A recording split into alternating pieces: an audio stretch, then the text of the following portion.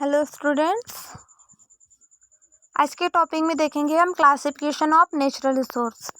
तो ये classification of natural sources में क्या हो रहा है, रिसोर्सेस में रिन्यूएबल रिसोर्सेस और नॉन रिन्यूएबल रिसोर्सेस। आपको यहाँ दिख रहे होंगे क्लासिफिकेशन में। रिन्यूएबल रिसोर्सेस मतलब नवीकरणीय रिसोर्सेस। इसमें क्या आ रहा है, they can be reignited by the efforts of people after they get एक्सकर्टेड।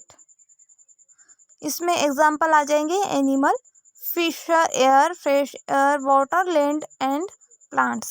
Non renewable में मतलब अनवीकरण स्रोत में ये रिसोर्सेज क्या होते हैं, they are present in small quality and never be regained other from earth or by human beings after getting extracted।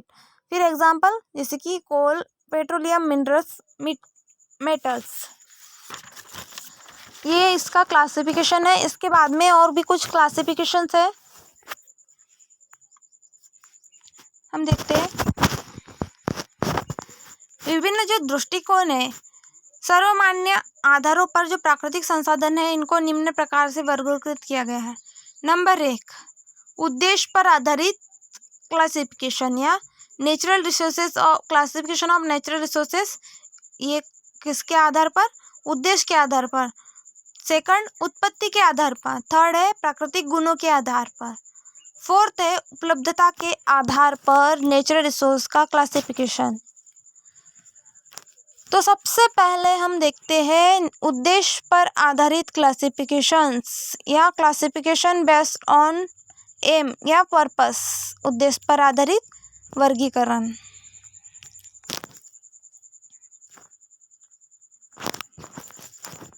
मनुष्य जो है अपना जीवन यापन करने के लिए विभिन्न प्रकार के प्राकृतिक रिसोर्सों पर निर्भर करता है।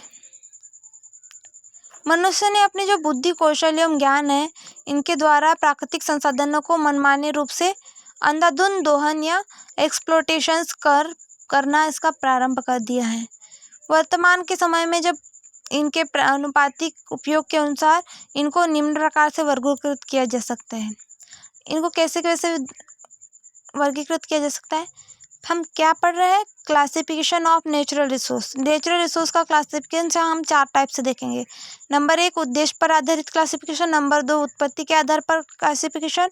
नंबर 3, प्राकृतिक गुणों के आधार पर क्लासिफिकेशन। नंबर 4, उपलब्धता के आधार पर क्लासिफिकेशन। तो पहला देख रहे हैं हम उद्देश्य पर आधारित क्लासिफिकेशन। तो ये उद्देश्य के आधार पर क्लासिफिकेशन क्या हो रहा है, मनुष्य जो है वो जीवन यापन के लिए विभिन्न प्रकार के नेचुरल रिसोर्स पर निर्भर रहता है और जो मनुष्य अपनी बुद्धि और कौशल एवं ज्ञान के द्वारा प्राकृतिक संसाधन को मनमाने रूप से अंधाधुंध उपयोग कर रहा है, जिसके कारण वर्तमान समय में इनका अनुपातिक उपयोग के अनुसार इनको निम्न प्रकार से वर्गीकृत किया गया है। कौन से टाइप से, नंबर 1, खाद्य पदार्थ मतलब फूड स्टफ। सेकंड है वेजिटेशन यानी कि वनस्पति। इसे मेनली अगर बात करें जो उद्देश्य के आधार पर क्लासिफिकेशन है, इसको 3 पार्ट में डिवाइड किया गया है। 3 क्लासिफिकेशन दिए गए हैं 3 टाइप से। नंबर 1 फूड स्टफ के, नंबर 2 कच्चा माल मतलब रॉ मटेरियल, नंबर 3 एनर्जी या ऊर्जा। तो सबसे पहले हम देखते हैं नंबर 1 फूड स्टफ या खाद्य पदार्थ। ये क्या होता है, इसको आदिकाल से जो मनुष्य है वो प्रकृति से विभिन्न प्रकार के खाद्य पदार्थ को एकत्रित करता आ रहा है। मनुष्य खाद्य पदार्थ को 3 प्रकार के स्रोतों से प्राप्त करता है। कैसे कैसे, नंबर 1, अब हम खाद्य पदार्थ के बारे में क्लासिफिकेशन देख रहे हैं। क्लासिफिकेशन अगर बात कर रहे हैं तो मेन क्लासिफिकेशन नेचुरल रिसोर्स का हो रहा है 4 कैटेगरी के टाइप से। उद्देश्य पर आधारित, उत्पत्ति के आधारित, प्राकृतिक गुणों के आधार पर और उपलब्धता के आधार पर। तो पहले हमने देखा उद्देश्य पर आधारित, तो उद्देश्य पर आधारित क्लासिफिकेशन को 3 टाइप से डिवाइड किया गया है। नंबर 1 खाद्य पदार्थ, नंबर 2 कच्चा माल, नंबर 3 ऊर्जा। तो सबसे पहले हम खाद्य पदार्थ के बारे में पढ़ते हैं। जो खाद्य पदार्थ है वो खाद्य पदार्थ को मनुष्य प्रकृति से विभिन्न प्रकार के खाद्य पदार्थों को एकत्रित करता आया है। मनुष्य जो है वो खाद्य पदार्थ को 3 प्रकार से प्राप्त करता है। मतलब नंबर 1 वनस्पति या वेजिटेशन। मनुष्य खाद्य पदार्थों को अधिकतम भागों को जैसे कि पेड़ पौधे उत्पादों एवं फल, जड़ें, मूल, कंदमूल, पत्तियां, मशरूम एवं तनों से ये प्राप्त करता है वेजिटेशंस को। सेकंड आ गया पशु यानी कि कैटल्स। तो ये है कैटल्स एंड एनिमल्स में जो पशु एवं प्राणी है, इनसे खाद्य पदार्थों के रूप में दूध उत्पादक, अंडे, मांस, मछली एवं शहद इत्यादि प्राप्त होते हैं। ये डेयरी, मुर्गी पालन, मधुमक्खी, मछली पालन ईटीसी, इनके अधिकांश भाग खाद्य पदार्थ प्राप्त होते हैं। ये क्या हो गया हमारा पशुओं के अंतर्गत। अब उसके बाद थर्ड है इसमें खनिज पदार्थ या मिनरल्स। खनिज मुख्य रूप से जल एवं चट्टानों के नमक एवं खाद्य पदार्थ के रूप में प्राप्त होता है। ये क्या हो गया फूड स्टफ के बारे में। 3 पॉइंट वनस्पति, पशु और खनिज पदार्थ। अब सेकंड टाइप था हमारा क्लासिफिकेशन में रॉ मटेरियल्स या कच्चा माल।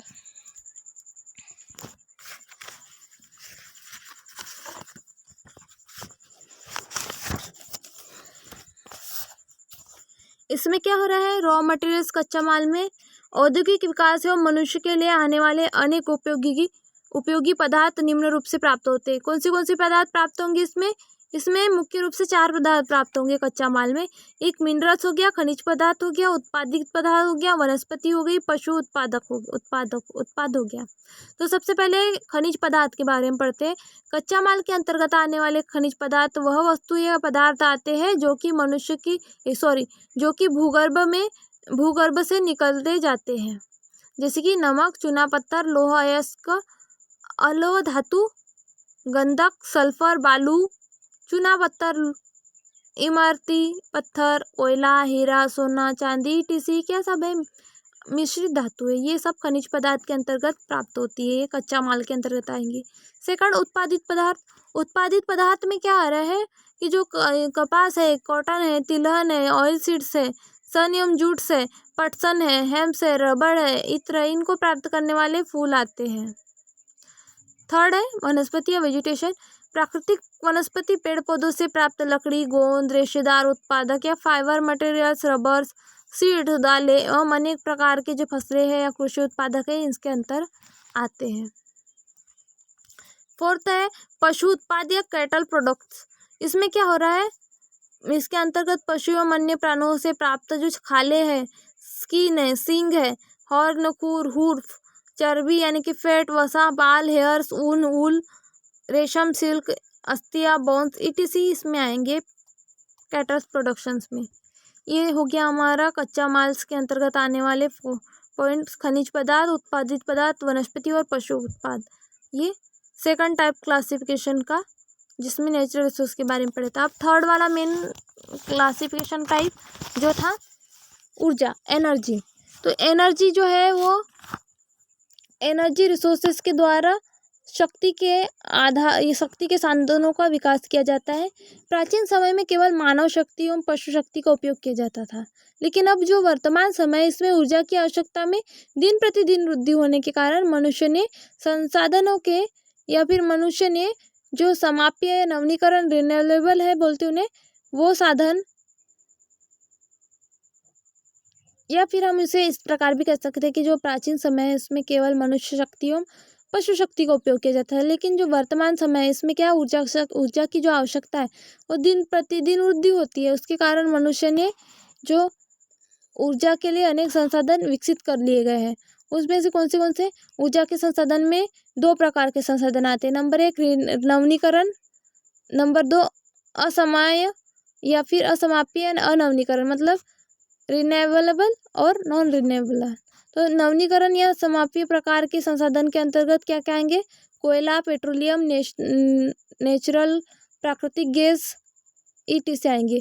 और असमाप्य यानी कि अनवीनीकरण प्रकार के या फिर नॉन रिन्यूएबल प्रकार के संसाधनों में क्या आएंगे, जल, विद्युत, पवन, वन, फॉरेस्ट, जल, विद्युत, पवन ऊर्जा, सौर ऊर्जा, भूतापीय, ज्वारीय ऊर्जा, वन ईटीसी आते हैं। वर्तमान समय में दिन प्रतिदिन इन संसाधनों की बढ़ती मांग के कारण यह अत्यंत आवश्यक हो गया कि जीवन धारणीय विकास की मूल भावना को विकसित किया जाए। ये सब हमारा क्या हो गया, उद्देश्य के आधार पर नेचुरल रिसोर्स का क्लासिफिकेशन हो गया। जो 3 मेन क्लास थी उसकी उद्देश्य पर आधारित क्लासिफिकेशन में खाद्य पदार्थ नंबर 1, नंबर 2 कच्चा माल, नंबर 3 एनर्जी। यहाँ हमारा उद्देश्य पर आधारित क्लासिफिकेशंस ऑफ नेचुरल रिसोर्स, ये क्लासिफिकेशन कंप्लीट होता है।